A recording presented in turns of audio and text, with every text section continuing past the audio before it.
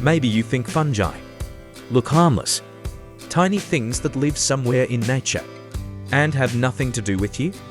But let me tell you something.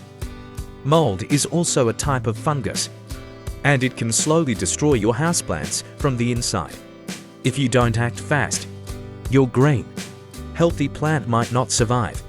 Don't skip this, because what's hiding beneath that white mold might just shock you.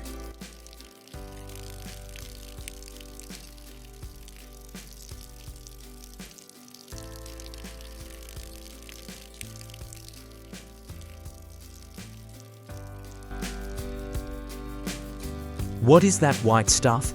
That soft, cotton-looking layer is actually mold, a type of fungus. It's not just sitting there. It's alive, feeding on your soil. It appears when moisture builds up and when the air around your plant can't move freely. Basically, your pot becomes a tiny tropical jungle, perfect for mold to grow. Why it happens? The main reason: overwatering. When we water too often and the pot doesn't drain properly, the soil stays wet day after day. Add weak air circulation, old contaminated soil, and dead leaves lying on top, and boom, you've just created the perfect home for mold.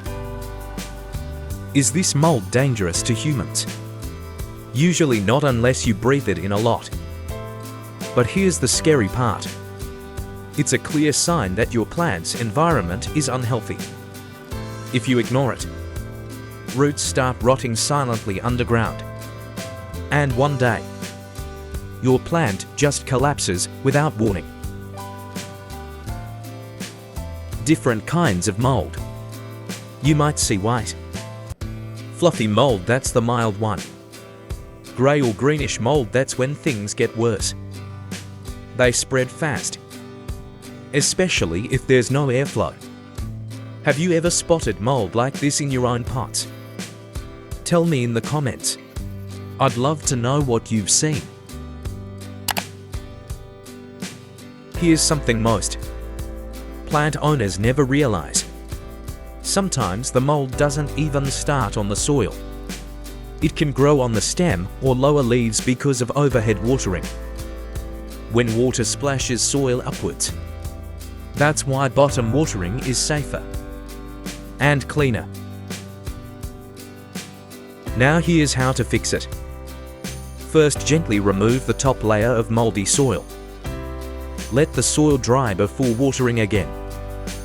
Make sure your pot has good drainage holes. You can also use a fungicide spray or even a natural mix. Water with a bit of cinnamon or apple cider vinegar. Both work as gentle, natural disinfectants. If this helped you, share it with your plant-loving friends. Don't forget to like and subscribe. It really helps the channel grow.